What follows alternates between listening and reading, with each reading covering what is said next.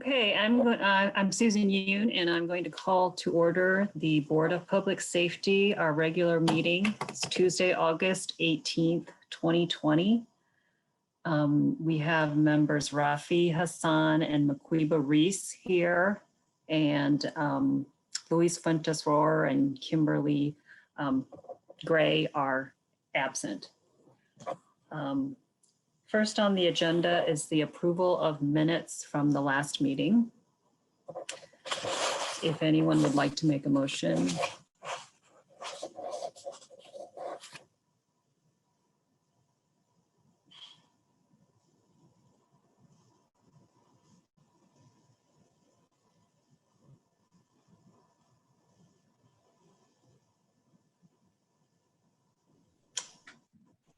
Rafi Hassan, a motion that we move to approve the minutes from the July 21st, 2020. Second, I was looking up the date as well. I second. Do we want to take the roll as we have been in the past where Nicole calls out the name? Yes, please. Yeah, I'm happy to do that. Susan? Yes. Maquiba? Yes. Rafi? Yes. The minutes are approved. We'll move on to fire department business and the report on monthly statistics and training.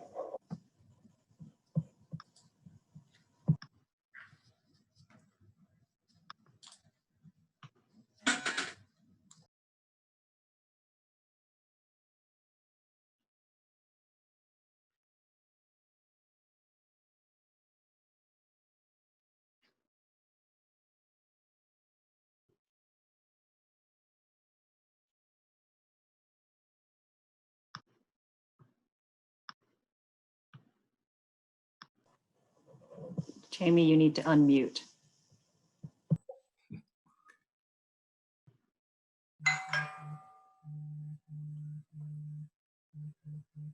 Okay, can you hear me now? Mm-hmm. Okay. Operational statistics, looks like 45% were rescue EMS. The call volume is a little below where we were at last year, which is really surprising. Most departments are down anywhere from 30 to 40%. So our run volume has stayed fairly steady during this COVID pandemic. We do expect going forward with the students coming back, we do expect a sharp spike. You can see in August and September, we do expect a sharp spike going to campus calls. I'll move on to response time and goals. And we are at 97% within 8 minutes and 81% within 4 minutes. Our goal is 98% of the time, or 98% of the time within 8 minutes, we're almost there. And 90% of the time within 240 seconds or 4 minutes. This is, there's several factors in that, but one of the biggest factors I think is road construction right now all around the city limits that with a large apparatus is making it difficult at times to get to places. I'll move on to prevention and public engagement statistics. Looks like we are way behind at 10% of our inspection goals and public engagement. We're doing the best we can, I think, on Facebook to use social media and online platforms to gain public engagement, but obviously face-to-face, which is something that we do fairly well with the stations, isn't happening and probably not for some time.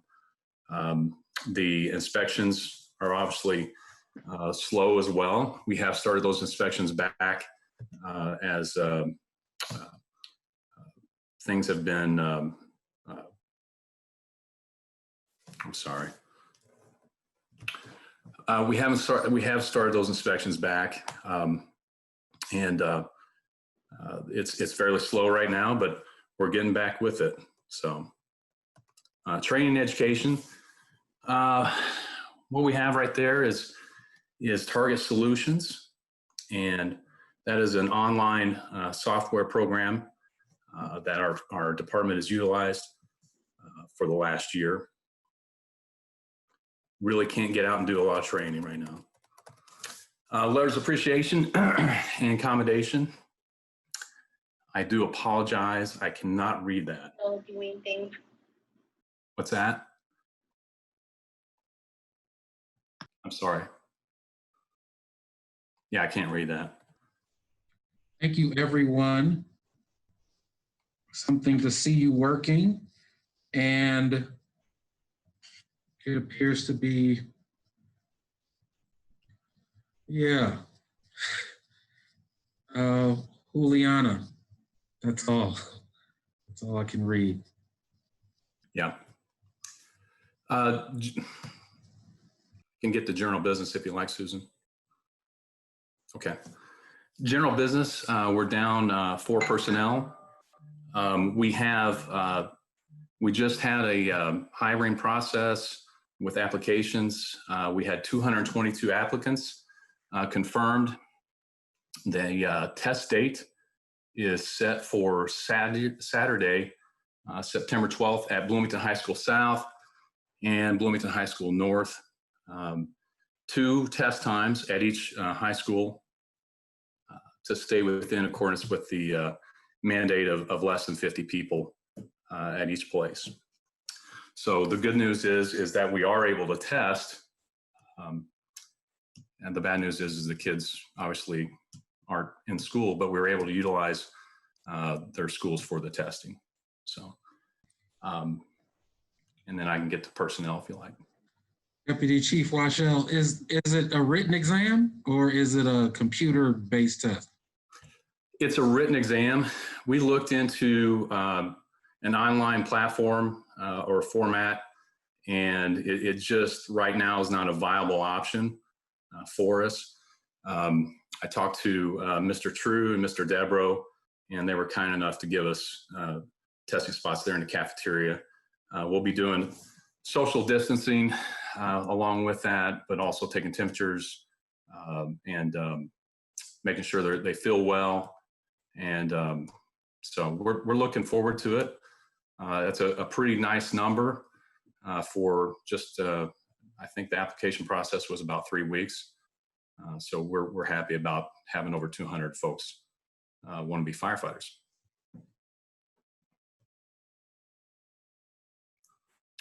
Personnel, we're down 4 personnel. We have 2 out sick and no disciplinary issues at this time to report. And then as far as big purchases, I think you'll see some gear washers or gear extractors for our firefighters that's for cancer protection. It's a special gear washer. They're probably 12 or 1,500 pounds. They are about $20,000 a piece. We have 2 already with the warehouse. We're making that a central sterilizing wash bay and then cancer protocol warehouse to keep our people safe. So you'll see that about $20,000. And then we're going to, the next month or so, we're going to look at purchasing a large number of fire gear for our firefighters. I think our allotment this year is about 25 sets, and they're about $3,000 a piece. That's all I have. Thank you. We'll move on to the new business, which is this verbal certification of the payroll. Can the assistant chiefs agree or say yes? Yes. Yes. Okay. And then, Chris, I don't know if we need to add this to the agenda, the new meeting dates, or can we just do that offline? I think it's okay to discuss it for now, just to see, kind of take a straw poll and see what others would like Okay. to do. I think what we should try to do is, we haven't had a full board meeting with all 5 members in a while. I was kind of hoping what we might be able to accomplish is having a full 5 members at the next meeting to vote on changing the date and time, and then make it We'd have official to next meet. meeting. We'd have to meet at the new time to get, Is that right? Well, then let's let these we know what I think Luis and Kim weighed in on what they can do, Mhm. right? yeah, So I would recommend then go ahead and having discussion now to find a date and time that works. Go ahead Okay. and make it official today, and we'll move forward with that as the new meeting time and date. okay. It sounded like Wednesday evening, the third Wednesday was going to work for Kim and Luis and me, and I didn't hear any objections from Rafi or Maquiba. Those dates right now are September 16th, October 21st, November 18th, and December 16th for the rest of this calendar year. That'll work for me. And 6 o'clock is still the time because Kim is, she may be, if she goes back to work physically, she'll be in Indianapolis. Can you repeat the dates again, the beginning with November? Oh, November 18th and December 16th.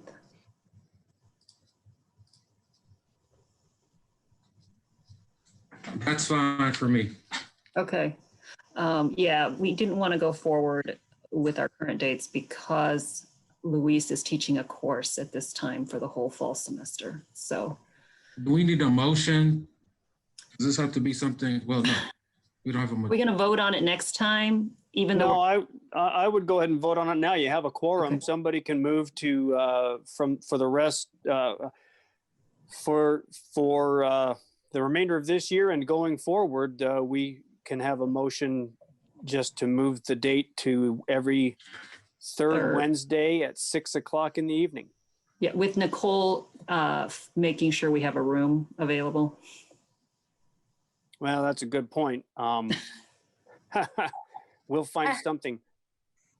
I Well, can do that. We're meeting remotely right now anyway, but just Understood, but at some point, that's no longer, well, depending on what the state legislative body does, at some point we will be back in a room physically, and yes, we'll have to find somewhere for us to be located. So that'll be a job that Nicole and Nikki and I can get done. then I'll take a motion to change the dates for the rest of, let me just say, for the rest of this school year. I would say this, just to ask for a motion to change the regular meeting date, the regular Going meeting forward? times. Yeah, going Okay. forward. I can do it. Going forward. I move that the remainder of the Board of Public Safety meetings meet every third Wednesday at 6 p.m. Going forward. A second. I guess we didn't ask to see if is this okay with the They with have to our show, they just have to show up. okay. I'm like, what about the firefighters and the police officers? We don't ask They them can't anymore. make it. We'll have plenty of proxies. Okay, just want to make sure. And I also want to highlight, I'm sorry, I meant to share this earlier. There was a woman who was stuck in the sewer and the firefighters had to kind of like, is she doing okay? Like what does that look like? Like I've never heard that case, anything like that before. I don't have the exact details on it, but Okay. we train for that. That's called a confined space rescue for us. We have a technical rescue team that specializes in those kinds of abilities and strategies and tactics. My understanding is that she is doing fine and that she was fine at the time we took her out. So it was a great job on our people's part. So Yeah. Sounds like it sounds like that was good work. thanks. Thank you. Nicole, do you want to take the approval for the change of date? Yeah, Susan, Yes.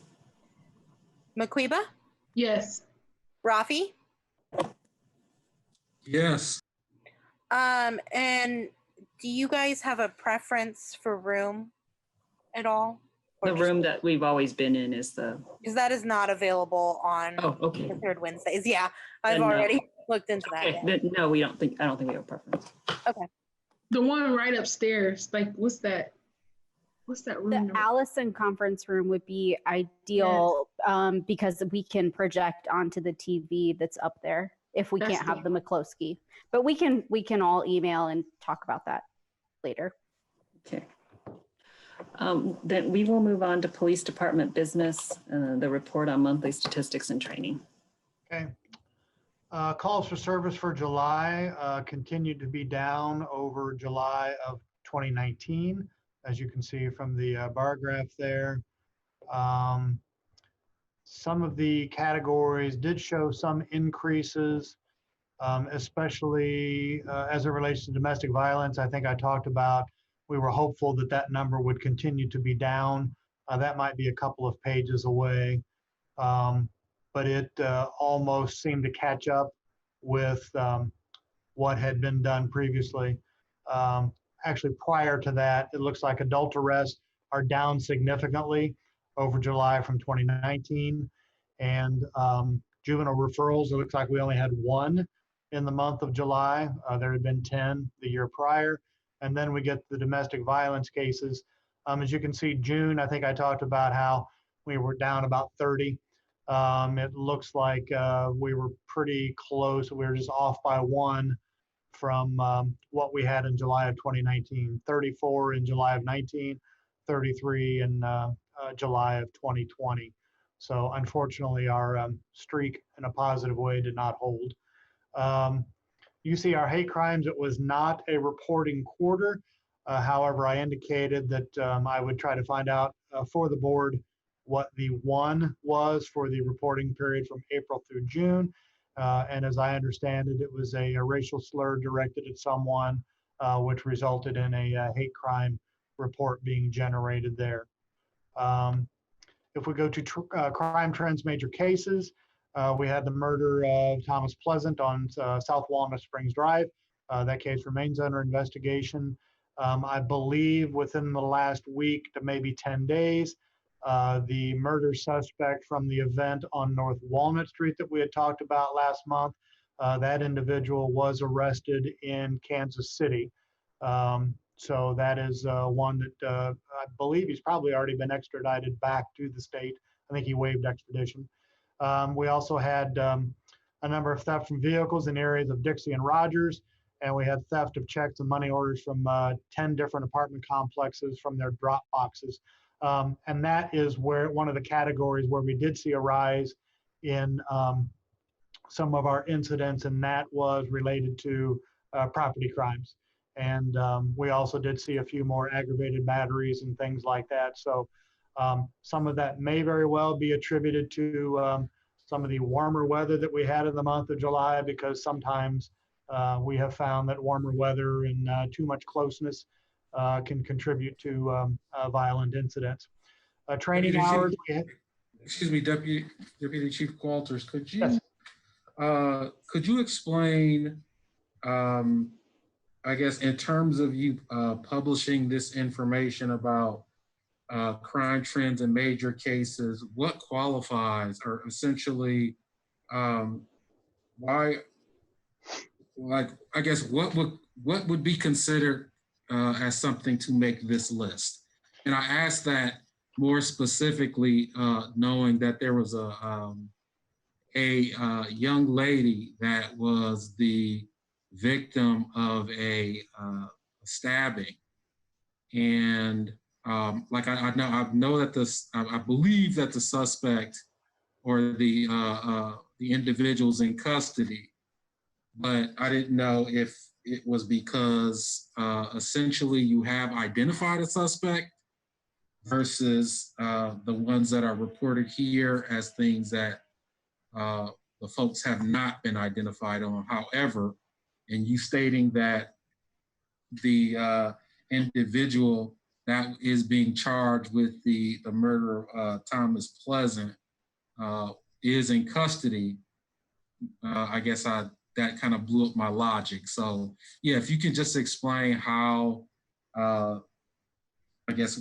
like what gets from your perspective, how do you make the decision to include just on the report that we have in front of us? Okay, so keep in mind.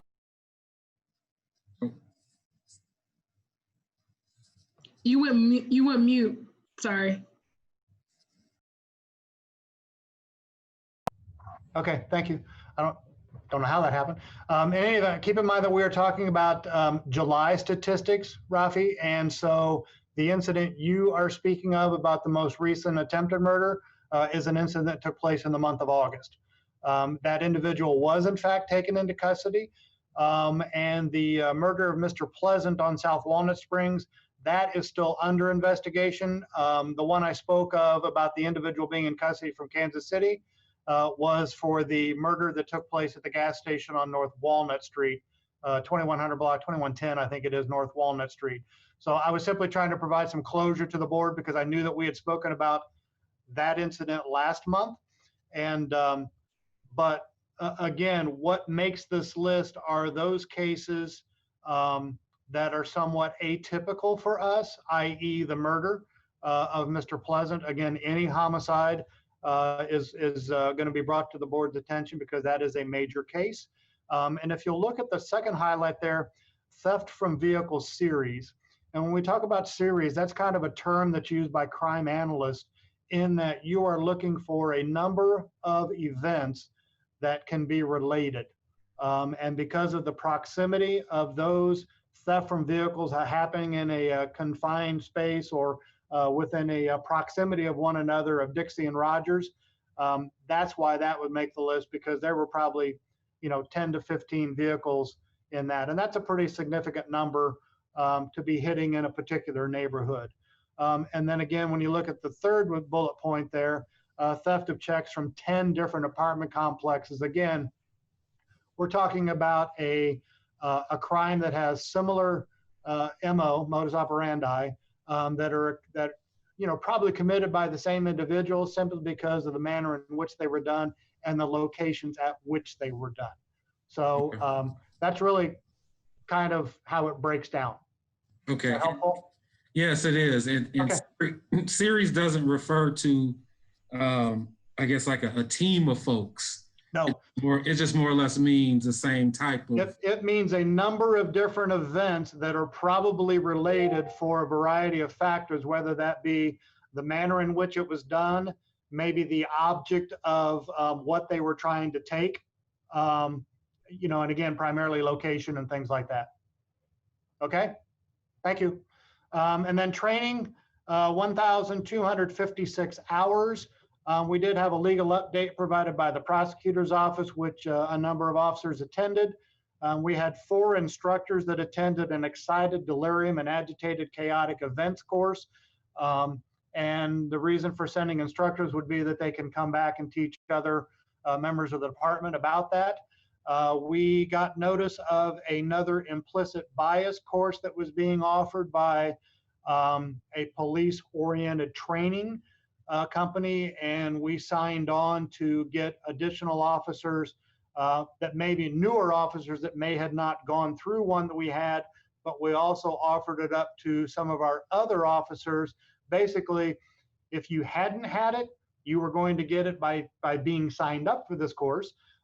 If you've already had it, you also had the opportunity to get yet additional training in that area that we were making available to other officers as well. And then we continue to have officers attend our online, essentially, our training, the annual training that's required. And some of the seminars for that would be suicide by cop and trauma and the brain. So again, community engagement events. very limited simply because of COVID. We had 5 events for just a total of 9 hours. Different officers involved would be 11. And we went to the Crestmont Playground in coordination with Bloomington Housing Authority. We spoke with parent and children in the Crestmont housing area, and also had some citizen contacts at Switchyard Substation, which is off of Patterson or Grimes Lane. And we'll continue to get up to Crestmont to the playground and try to make some connections there as well. Police social worker, total number of referrals was 20. She had 160 contacts, and you can see Melissa's quote there. I interact with 44 separate individuals and families, which is the largest monthly caseload I've had. And if I remember correctly, last month, we said that last month was the highest number that she'd had, and now she's even exceeded that. So that continues to be a very popular program for us, and one that has been extremely beneficial. So in any event, I will also note that if you did not see it, both Melissa and Jessica, our neighborhood resource specialists, one of our 2 neighborhood resource specialists, did a Facebook Live presentation, which is still available on the BPD website. Both of them did an excellent job in describing what they do for the department, their individual responsibilities, as well as answered a number of questions from the community. And both of them just did an awesome job in representing our department. And again, both programs have been very, very successful. I was able to watch that. I was able to watch that. Okay. And then you can see the summary for the police social worker, as far as what she did, some of the wins that she calls them. And then below there would be the neighborhood resource specialist. They had 69 calls for service. And what I've done is just kind of listed underneath that to kind of give you a flavor of the types of calls that they are taking. And one of the primary reasons for their existence is to try to relieve the load from the sworn officers by taking some that don't really require a sworn police officer to go, yet it's somebody that's expecting something from the department. So this is our way of trying to provide that service. That's it on the stats. Okay. Letters of appreciation, commendation. Yes, we had several. The first one that comes up is for Officer Matt Gilmore. And you can see the comment from the individual there is basically the officer responded professionally to his home to help the person and his wife after vandalism. Was very thankful and thanked the officer for the help. The second one, and I believe we touched on this last month as well, but this would be for Officers Paul Post, Drew Bazan, Amy Ramoser, Brandon Decker, Jeff Reese, Zach Weisheit, and Lieutenant Mick Williams. And this would be the incident that happened out at PetSmart on the west side of town, where we had an individual that was threatening folks with a knife inside a business, and then our officers confronted him and were able to take him into custody using less lethal options, and that had a very good outcome. So this is an individual who was complimenting us on that. Next would be Officer Garrett Mitchell, responded professionally to a phone call to help for a no trespass order. And then the next one is from elected prosecutor Erica Oliphant, who was again complimenting the officers on their performance regarding the individual on the west side. And then that comment went a little bit further by saying that she continues to be impressed with the Bloomington Police Department's policy, training, and other initiatives, and but specifically cited the event on the west side. And finally, last but certainly not least, a letter of compliment from board member Rafi Hassan, complimenting officers Demetra Campbell, Connor Dunn, as well as Gabby Esquivel for a program that was conducted by MCCSC. And it looks like the particular session was brown and black skin in a blue uniform. And these officers apparently performed very, very well. And I think Rafi mentioned this in last month's meeting about how well they did. So I can see his words on paper, but I certainly don't want to take anything away from him if he were choose to talk any further about the letter. Although I indicated last month that it was coming, and we appreciate it, and I believe wholeheartedly those officers did a good job and undoubtedly represented the department very, very well. So that's it on letters. General business. Okay, I'm going to defer to Captain Scott Oldham. And this would be, I don't see it as a regular agenda item, but as you know, we've been directed to review the 21st Century Policing Report with the board. And I know, Ms. Yoon, you were not available last month, but we opted that we would go through a couple of pillars each month in an effort to meet the mayor's request. And I am deferring to Captain Oldham to take over that portion. Thank you, Deputy Chief. Good evening. Tonight, what we want to do is just cover some of the highlights from you for pillars 2 and 3. The first pillar is pillar 2, which is policy and oversight. This is a wide-ranging pillar. It kind of moves through a lot of different areas, so we're going to go fairly quickly, so please stop me and ask questions if you have them. One of the first recommendations, recommendation 2.1, that law enforcement agencies should collaborate with community members to develop policies and strategies in communities and neighborhoods disproportionately affected by crime for deploying resources that aim to reduce crime by improving relationships, greater community engagement, and cooperation. Many years ago, we began the Neighborhood Watch program that has paid us dividends for decades. We then morphed into doing more community outreach, specifically targeted to certain areas, and have neighborhood meetings.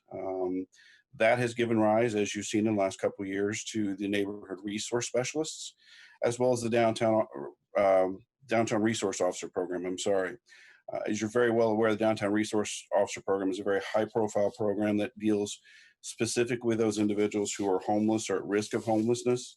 But it also goes beyond that. It partners with Shalom, Centerstone, HAND, Volunteers in Medicine, many, many others, to try and get to the root of the issues which cause those individuals to come into contact with the department. As we move forward, we also got into intelligence-led policing, which basically has us examining the crimes as they occur each week, analyzing what we can do to get to the root cause. Much like the Deputy Chief mentioned earlier, when we had a number of thefts from vehicles in a certain area in a series, that would give rise to a response as to how to prevent that from occurring further. And each week we take a look at those crimes. The lieutenants sit down and devise some type of strategy, oftentimes with the help of neighborhood groups, neighborhood resource officers, and move forward with that to make things better there. As you go on, recommendation 2.2 is a law enforcement agency should have comprehensive policies on use of force that include training, investigations, prosecutions, data collection, information sharing. These policies must be clear, concise, and openly available for public inspection. All of our policies are cleared through CALEA, which is Commission on the Accreditation for Law Enforcement Agencies. Just as a reminder, the board, less than 5% of agencies in the world have received CALEA accreditation, and Bloomington was very pleased to have received it in the last couple of years. Those policies, which serve as a model for police agencies worldwide, ours conform to those policies. All of our policies are available for any review on public request. One of the parts of this is that data on use of force should be collected and officers required to fill out a post-event form.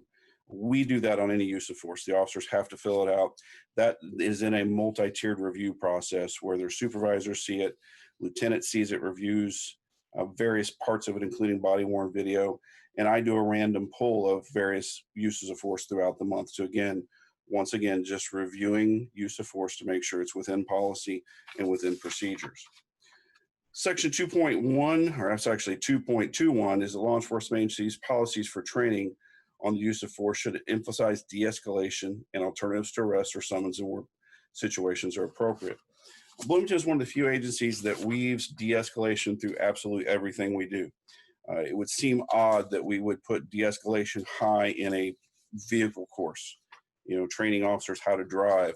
But one of the first things that is mentioned in that course is how to de-escalate a pursuit. How do we keep a pursuit from getting into a high-speed crash in the long run. Everything from how we talk to people to how we deal with people. I think one of the best examples you see this month is the letters that have come in support of and thanking the officers for the de-escalation tactics that took a long period of time out on the west side of town when dealing with an individual who was armed with a knife and in fact had pulled the knife on the officer while they were in close proximity. So it's very important that we take de-escalation very seriously, which we do. And again, it's woven through everything that we teach. Moving down, section 2.23, the action item is that the task force encourages policies that mandate the external and independent prosecutors in case of police use of force resulting in death, officer-involved shootings resulting in injury or death, or in custody of death. In the cases that we have had of that, the Monroe County prosecutor is the reviewing authority. It has nothing to do with the city of Bloomington and or any of our employees. We create the case report. It goes to the prosecutor's office for an independent and thorough review. They take their time with that, look at all the aspects of it, look at all the evidence of it before they send anything back or make any rulings. We have nothing to do with the prosecution of any of those cases. Section 2.25 is policies on use of force should clearly state what types of information will be released, when, and in what situation to maintain transparency. One of our policies, which is directly on point, is officer-involved shootings and in-custody death, is the name of the policy at the time. That has subsequently been changed to now officer-involved use of deadly force, to make it more encompassing as to exactly what we're talking about. And as we continue to go through these action items, another one is 2.7. Law enforcement agencies create policies and procedures for dealing with mass demonstrations that employ a continuum of managed tactical resources that are designed to minimize the appearance of a military operation and avoid using proactive tactics and equipment that undermine civilian trust. I think you've all seen us handle large demonstrations.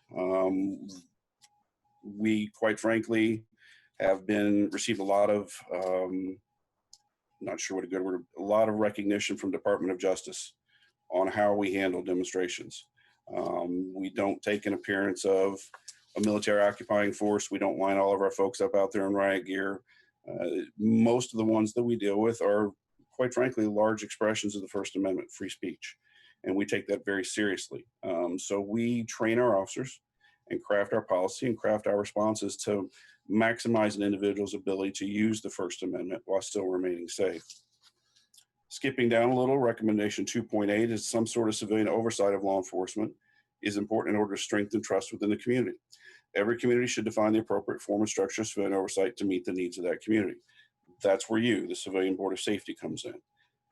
That by statutory law is what you are, the board that controls the hiring and the firing, the policies, the procedures of the department. Without getting into going through every one of these, because several of them are directed at the federal government, section 2.13 is a recommendation that law enforcement agencies should adopt and enforce policies prohibiting profiling and discrimination based on race, ethnicity, national origin, religion, age, gender identification expression, sexual orientation, immigration status, disability, housing status, occupation, or language fluency.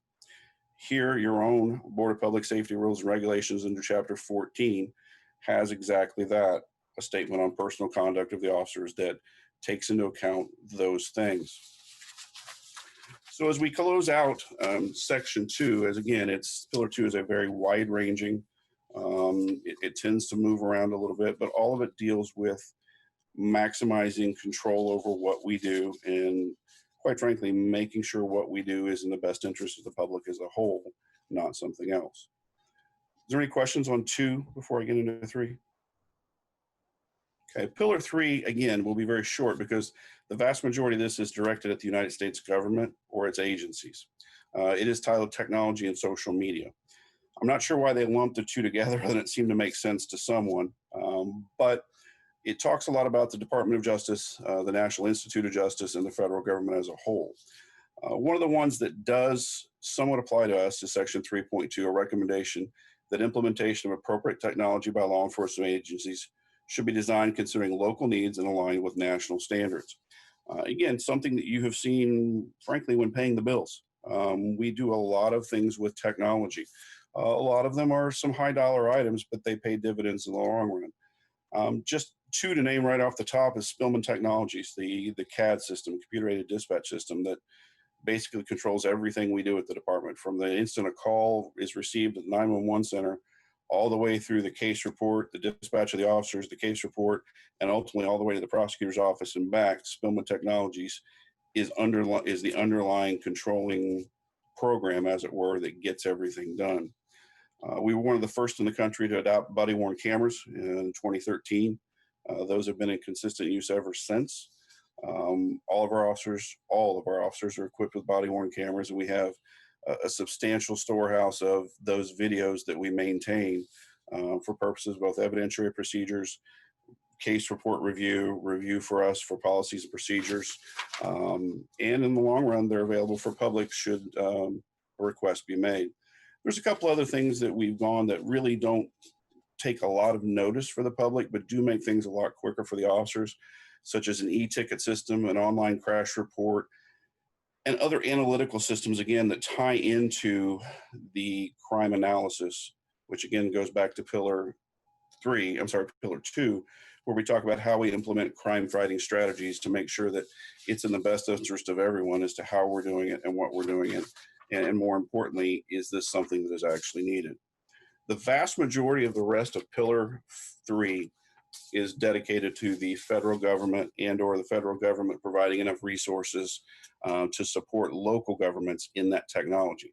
A lot of it deals with body-worn cameras, which when the 21st Century Policing Report came out, were not that far into use as far as mass general issue that we're seeing today. There's still a lot of agencies without them. I think in some cases, we were the ones that frankly helped work some of the bugs out of the body-worn cameras. There were some issues with the ruggedness with them, power systems and other things that we had to fight our way through. But finally, we've come to a system at this point in time that is very robust. It's very reliable. And while it is expensive in the long run, I don't think there's any price you want to put on being able to actually witness what occurs out in the street. So that's it. But if any of you guys have questions on those, I'd be more than happy to entertain them. Okay, thank you very much. Wait, Scott? Yes. Yeah, this is more of a comment. I have, pillar 2 up. And I again want to thank you. I know, and I guess I'm stating this for the record, and certainly for anybody that does not know, but I was formerly a city employee, and at that time, the work that the police department was doing, I don't think we had the downtown resource officer program in place. So I know that the Bloomington Police Department in a very short amount of time has made changes, based on, certainly interaction with members of the public, and certainly looking at many of the recommendations that came out of the Downtown Safety, Civility, and Justice Initiative. I'm going to say this, and I don't want it to be kind of misconstrued, but certainly my work in equity is essentially a focus on making sure that in this case, residents are being heard, and I state that in relationship to pillar number 2, where again, where it states that we must have policies that reflect our community's values.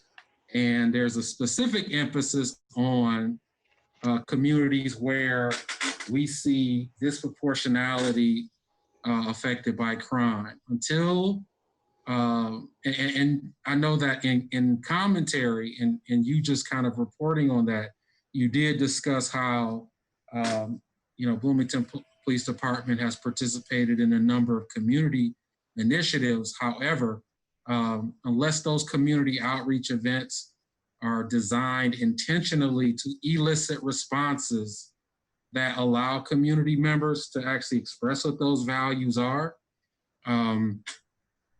it won't be, I don't see it as a process where those community members are actually providing what it is that they value, so that the police department can actually have information. So unless there's something that's happening where you have somebody maybe going around actually getting anecdotal information, getting commentary, from residents at these events, and you're being very explicit to them about the work that the police department is doing in trying to, I guess relative to what Pillar 2 talks about in terms of policy and oversight, it won't be considered that way. Now, in stating that, it does not mean that the Bloomington Police Department has not moved in a direction.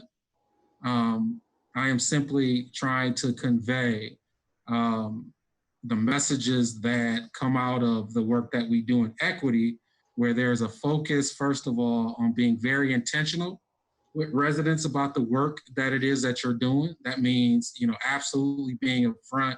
And if that involves identifying some way that they can, over a course of a few months, or there can be some sort of event that's designed to actually elicit their responses, and certainly something that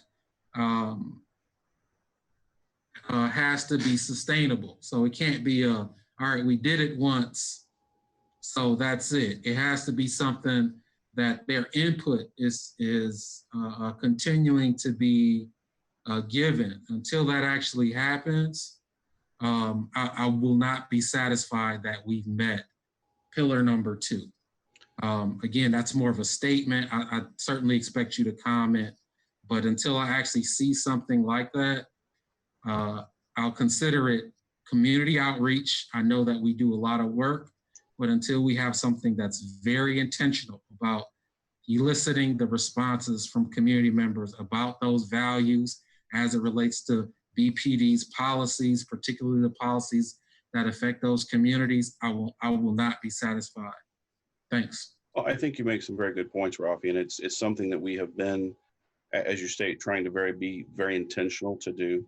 I found, quite frankly, over the years, when you talk about anecdotal things, that you tend to get a lot better anecdotal information when it's one-on-one as opposed to in a large group setting. We do spend, now, albeit COVID has kind of put a dent in a lot of our ability to be one-on-one with folks. A lot of time out on patrol when we have the opportunity to get out and talk to people, particularly the supervisors, particularly the neighborhood resource specialists, and particularly the district officers, to get out and actually interface with the people in the neighborhoods that they're serving. The ultimate goal is to have the same officers in the same neighborhood all the time so that the citizens know who their officers are. And I had the pleasure of doing that for years when I was on patrol. I worked in an area that became very near and dear to me. And it was an area that it did have some challenges. But I've got to say that I learned so very much from, frankly, not worrying about the police citizen part of it, just talking to folks that were in the area after calls, or when I was out for, take your pick, whether it's to drink a pop or to whatever else. We got a lot out of that. COVID has created some challenges with that, but COVID is not going to last forever. So I think you're exactly correct that we do need to redouble our efforts. We need to make sure that we're getting into those areas, that we're hosting different style forums. Coffee with a Cop would only go so far. So there's a lot of room for us to try and make improvements. And I'm absolutely certain what you say and agree with what you say, that we do need to make a better effort at that. And that's definitely something we're planning to do. But, I hope we can, and I know, again, you and I have been friends for a while. I know we can count on you to help us with that, because there are some challenges that it's just difficult for us to get over those occasionally, and we're going to need some help with them. I wanted to acknowledge that the support in a couple of peaceful protests that took place here in Bloomington as it relates to building trust. I think that was a conduit to support the peacefulness of different young organizers, where they were able to come and talk to Chief Decoff and learn more about policing in Bloomington, because the thing is, what we see is nationwide police brutality, and then like people kind of think that it's in our neighborhood. And again, people's experiences with the police are different. Their lived experiences are different. But in that moment, those young organizers were able to learn and hear from Chief Geekoff versus assuming or anything like that. And so I know that they were really thankful for that opportunity to build something. I don't know what that's going to what's going to leverage that, but they were really thankful that they were able to go and learn about what Bloomington Police Department is doing, and how the statement about the mishap that happened with the murder with George Floyd, and Dekoff able to share his experiences and share his thought process was really helpful for those individuals. And I do think that it will take some time to continue to build that trust. I know that we have a budget meeting at this same time, but it's going to take some time to continue to build that trust. But I know that those young organizers were really thankful for that opportunity. And like you said, it takes, I plan on bringing more people to the table so that we can have these healthy dialogues, healthy conversations, even if it is with the police department and also with the fire department, so that we can do our best as far as like building the trust. I think that's my number one pillar that I personally pay attention to as one of the board members, is how do we build and build that trust. And I think that's an ongoing process. Well, I appreciate you saying that as well. And it's not something that we haven't taken to heart over the years. You know, it's funny, when you ask most citizens what the duties of a police officer are, what their main duties are, you're always going to hear protect and serve, always. And Rafi's heard me get on this soapbox a couple of times before. And when you look at them and ask that question, you will always get protect and serve or fight crime or whatever else. One of the first duties, one of the first things that we swear when taking an oath is the duty to protect and defend the Constitution of the United States, which starts with the First Amendment. So we need to absolutely be sure that we're defending that right, because it is a precious right, because there's countries in this world that don't have it. I think meeting with a lot of folks over the years, they always come away surprised that we're willing to meet with them. Absolutely, we are. We've done this a time or two, as the commercial says, so we can offer some advice on how to make take your pick, whatever it is, your gathering, your march, whatever else, work in a smoother fashion and a safer fashion. And quite frankly, I think over the years, a lot of folks have been very surprised with kind of the reaction that BPD gives them as opposed to what they've had in other places. And frankly, we're very proud of that. We are absolutely determined that we will maintain those rights as afforded to the United States citizens. And that's everyone, not just picking and choosing one or the other. But I would absolutely, for the most part, beg people, come see us, let us help you, let us facilitate what needs to happen, so we don't have something happen that you didn't foresee because this is the first time you plan an event, but we've done this hundreds of times before.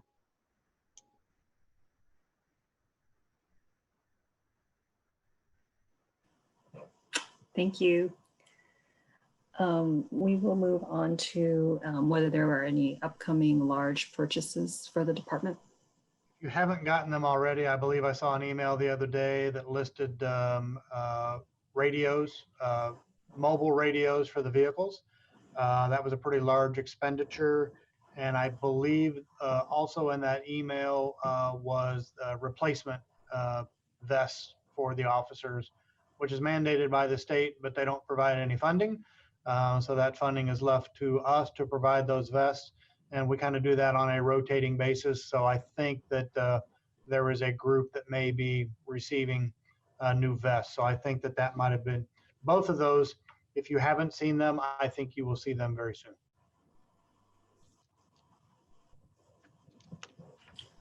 And we'll move on to personnel issues.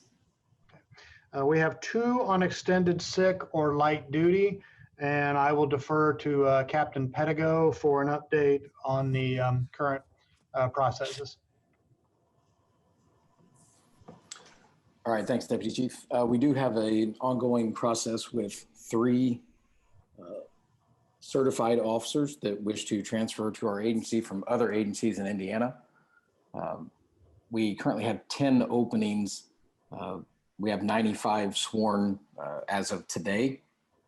and technically, as of right now, we're allotted the 105. So we do have 10 openings, hoping to fill 3 of those with these certified applicants. I believe the board should have gotten the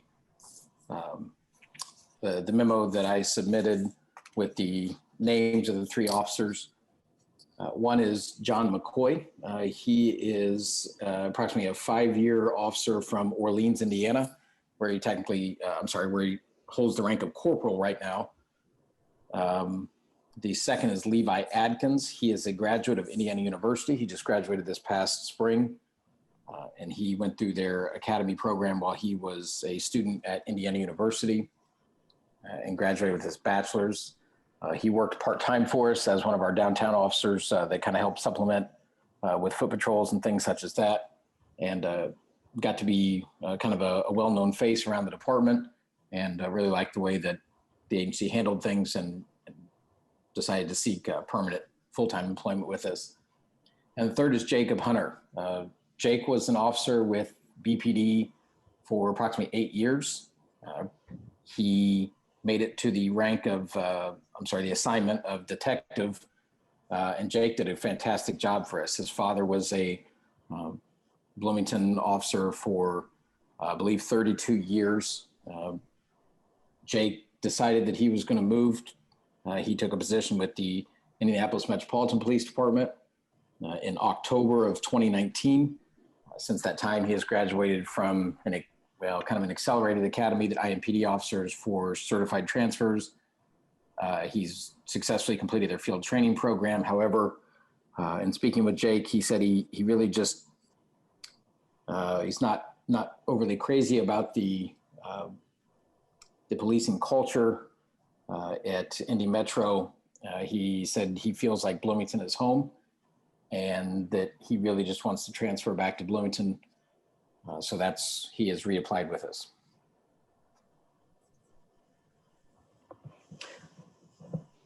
Do any of the other board members have any questions about these 3 hires?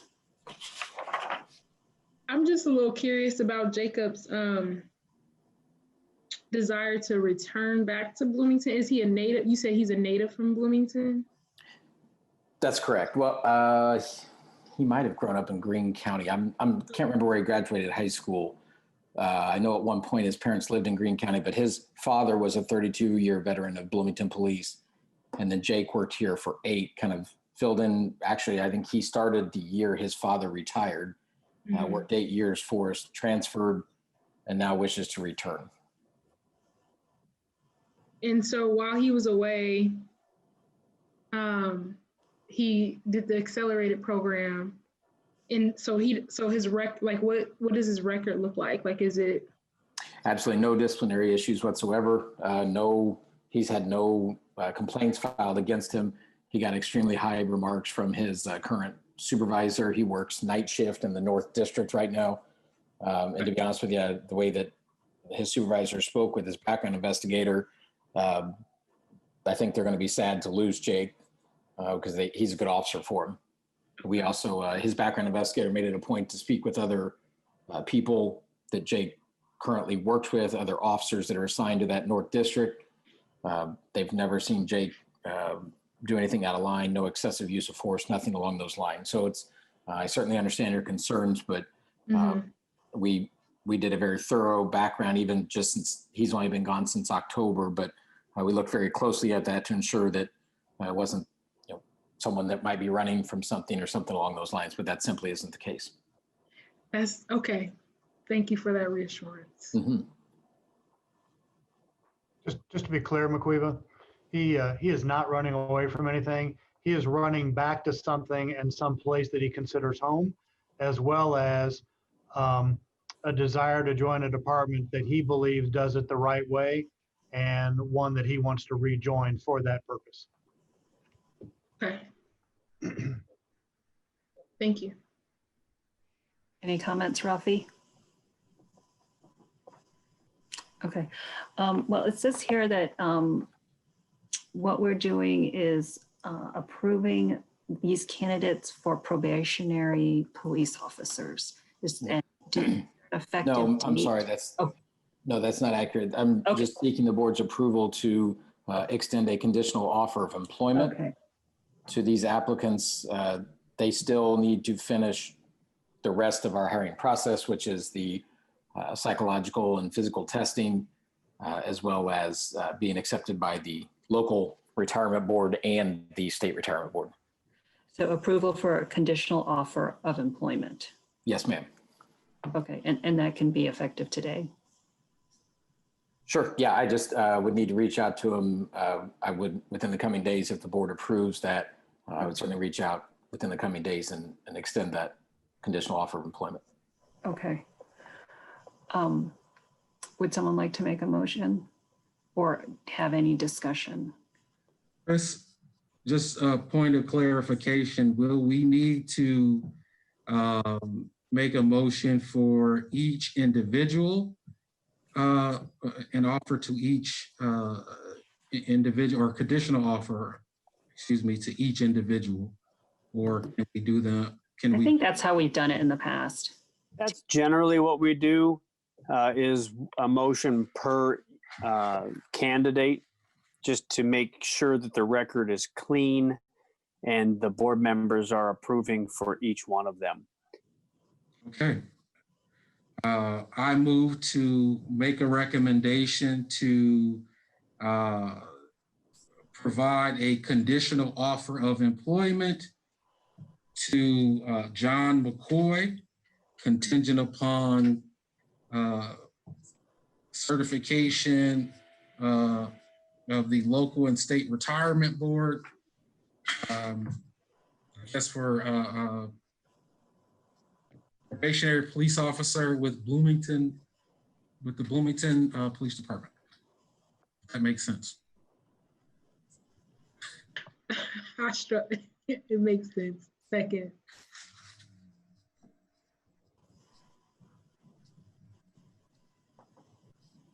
Susan, Yes. McQuiba, Yes. Rafi, Yes.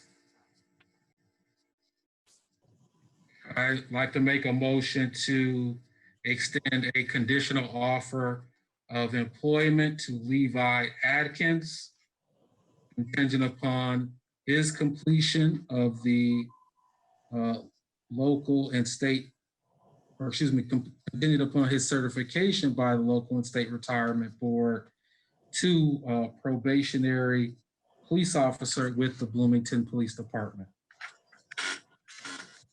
Second. all right, Susan, Yes. McQuiba, Yes. Rafi, Yes. I'd like to motion to provide a conditional offer of employment to Jacob Hunter, contingent upon his certification by the local and state retirement board to probationary police officer with the Bloomington Police Department. Second.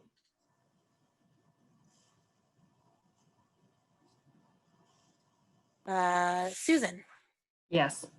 McQuiba, Yes. Rafi. Yes. Thank you very much. Okay, all three candidates have been approved to move forward. Next on the agenda is business, which we don't have any of, and next is the CERT ARV employment report. 0. Okay. And then we're at the point where we would take comments from the public. And right now it looks like we have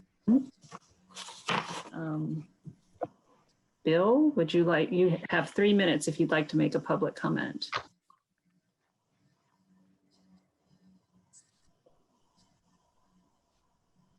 But you're on mute.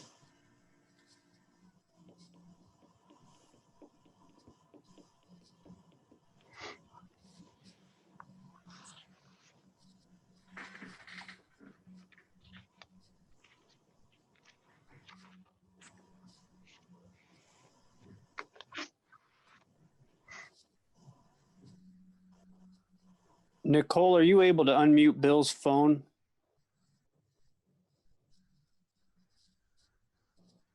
I have hit the ask to unmute button.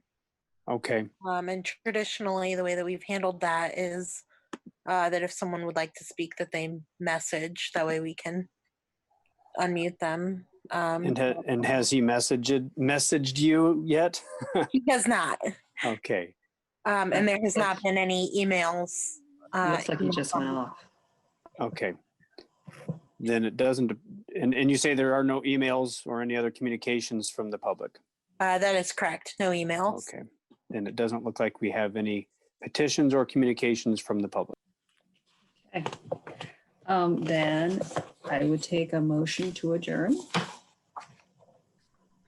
Motion to adjourn the August meeting of the Board of Public Safety.